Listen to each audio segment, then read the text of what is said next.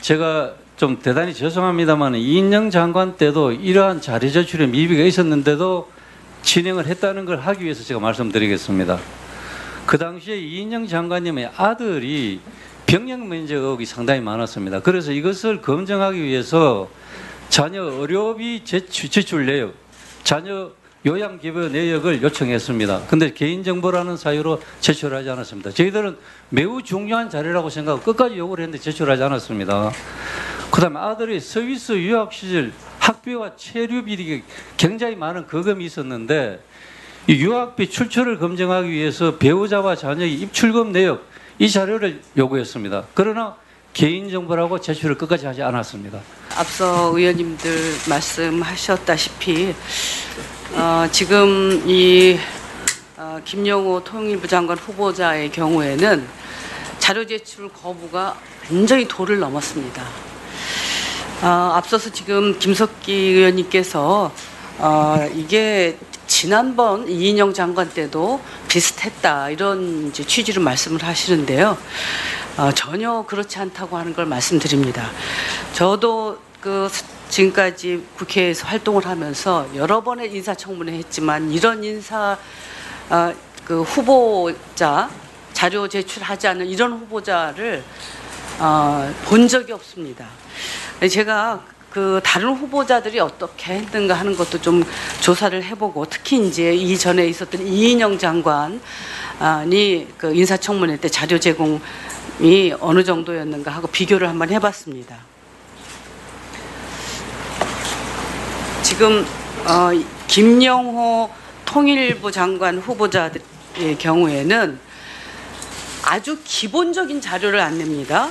후보자, 배우자, 직계, 비속의 주식 거래 내역, 그리고 부동산 임대차 계약서, 또 후보자와 직계 비속의 병적 기록부, 그리고 배우자 직계 존비속의 과태료 부과 내역, 범죄 관세법 위반 내역, 그리고 학적 관련 사항, 건강보험료 부과 내역과 같은 자료를 일체 주질 않는데요. 이걸 좀 봐주시기 바랍니다.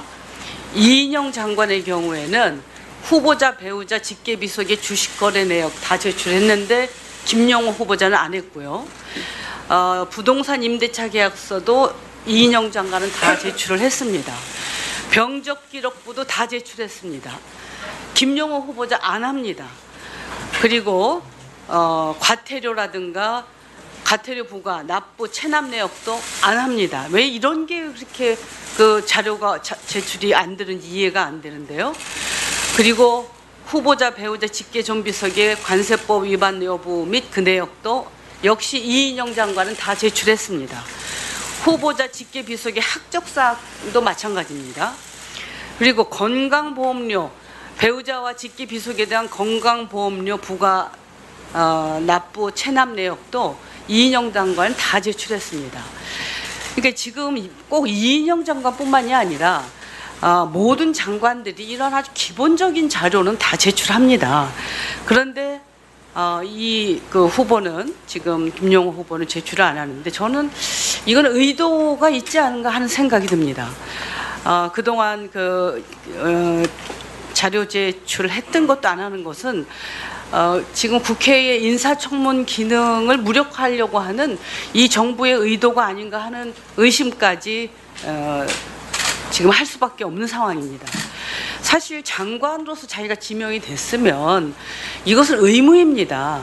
그래서 이런 자기 신상과 관련된 정보를 이거는 의원들한테 제출하는 것이 아니라 국민들한테 제출하는 거거든요. 국민들께 자기 신상과 관련하는 것을 공개하기 싫으면 장관 후보로서 이거 수락을 하지 말아야 됩니다. 그래서 저는 장관 후보자께서 이렇게 자료 제출하는 것이 부담스럽다면 저는 사퇴해야 된다고 생각합니다. 장관 될 자격이 없고요. 그리고 사실 대통령실 역시 이런 정도로 자료 제공 가지고 문제가 된다 그러면 저는 지명 철회해야 되는 그런 상황이라고 생각을 하고 이런 상태에서 청문회를 하는 것은 저는 정말 국민에 대한 도리가 아니라고 생각합니다. 그리고 설사 오후에 자료를 갖다 준다 하더라도 이 많은 자료들을 사실은 좀 검토를 해야 되지 않겠습니까? 유튜브 관련해서는 뭐 이루 말할 수가 없습니다. 아예 지금 제출을 안 하고 있는데 이 김영호 후보의 문제 발언들이 유튜브에 굉장히 많이 있습니다.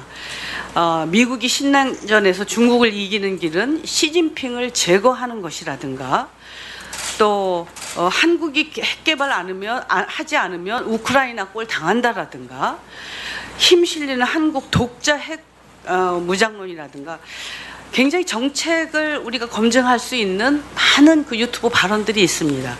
이것은 당당하게 제공해야 되는 것입니다. 그런데 이것을 삭제하는 것은 진짜 저는 왜 후보로서 이것을 수락했는지 저는 이해가 되지 않습니다. 그래서 저는 우리 위원장님께 말씀드리고 싶은 것은 이 상태로 우리가 청문회를 하는 것은 저는 국민에 대한 도리가 아니다. 빨리 자료 제출을 하도록 해주시고 그리고 적어도 충분하지는 않지만 기본적인 그 검토를 할 수 있는 시간을 주셔야 된다. 그래서 오늘 청문회는 이대로 진행할 수는 없지 않겠는가 하는 말씀을 드립니다.